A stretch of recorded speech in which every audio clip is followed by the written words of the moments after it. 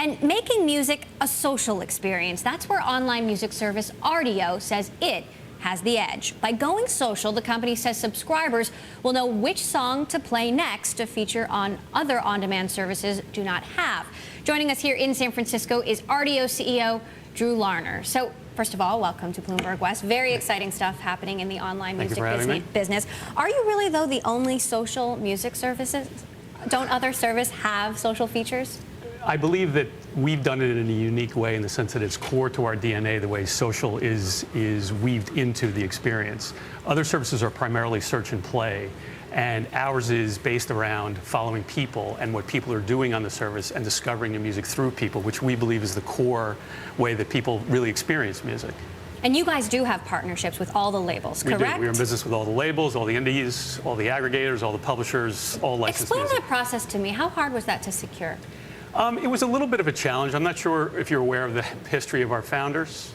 The service was founded by the guys who founded Skype, but before that they had a company called Kazaa, which had some issues regarding piracy and litigation with the labels. So coming back again after that was settled and saying, oh, we now want licenses was sort of, there's certainly irony there. So when you see companies like even big companies, Amazon and Google, launching these music services without having music licenses, does that bother you? That's an interesting question. I don't think it bothers me. I think the fact that they've entered the space is actually good for us because I think it's a validation of where the space is going and it helps in the education process of what we're trying to do. So if you're a social music service, we've been talking a lot about how Spotify is poised to enter a partnership with Facebook. Are you talking to Facebook as well? It's not something I'm particularly interested in commenting on. I read the same stuff you read. I think I guess the best way to answer that is if you look at what Facebook's done to date, they don't really king make. And I think you can draw your conclusions based upon what they've done in the past versus what, in terms of what they're going to do in the future regarding music. Do you think Facebook is going to be an important player in the music business going forward? I think Facebook is an important player in every aspect of the internet. What's been your take on Pandora's IPO?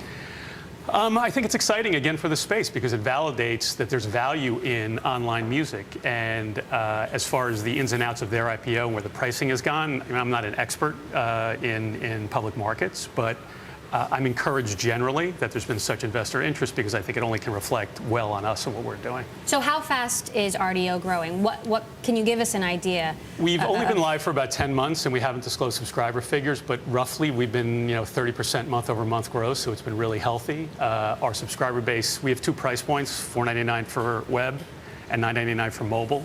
80% of our subscribers are on mobile, which we think is a great indicator of the fact that people are willing to pay more for mobility and be able to take their music wherever they want to go. So has what's gone on with Pandora in the last few weeks, has that impacted interest in investing in the online music business? Have VCs been calling you saying, we're in? I get a lot of inbounds, yes, from VCs, from private equity. There's a lot of interest. So how do you balance that and decide what money to take, what to hold it back on? We're again, with the generosity of our founders, we're very well funded. And our founders are very committed to the enterprise. So it's not like we're out there looking for money at every instance. But nevertheless, building relationships with these individuals and these companies is important for us, and we're going to continue to do that. So one of the interesting things about the online music business is if you look back over the last 10 years, there are a lot of music startups that didn't quite work out. I think there's a whole graveyard full of them.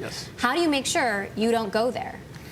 It's a very good point, and it's something we were cognizant of when we got into the space, but I feel like things have changed over the course of the last 2 years, primarily around mobile and accessibility and the power of these mobile devices. And I think just like you're seeing with Netflix in terms of people getting used to streaming content versus owning content, I think that method of consumption will apply to music. It hasn't to date. I mean, it's been around for a while, as you said, but I think we are going to reach that tipping point as people get more used to it and use services like Rdio and see how easy it is and how great the experience can be. And I think once that tipping point occurs, downloads will be a thing of the past. So where is Rdio going? What's your vision? I think Rdio is the future of music. So when you say downloads are going to be a thing of the past, what do you mean by that? Again, when you look at Netflix as an example, I was in the movie business for many years, and when I was in the business, sell-through DVD drove the business. That's pretty much gone now. And I think when people start to realize that an access model where not just the stuff that they've downloaded and owned, but anything they'd ever want to listen to is available at a moment's notice on any device, wherever they go, whether they're online, offline, I think it's simply that education process that has to click in, and we'll get there. We spoke with the Groove Shark folks yesterday. Yes. What's your take on their service? They have 30 million subscribers. They do, and they don't have licenses for a lot of the music they have on the service. So again, coming from the content world, I believe that content is valuable, and it's not something you should give away for free or something you should put out there without having the rights to it. And but so, clearly, a number of companies have already had success by doing first and asking for forgiveness later. which companies are you referring to? Amazon and Google. Okay, Amazon and Google are different companies than Groove Shark and some of their predecessors in the online music space. All right, well, we'll be watching you guys at Rdio. Clearly, there's a lot of exciting things going on in the digital music space, and it's great to have you here on Bloomberg West. CEO Drew Larner of Rdio.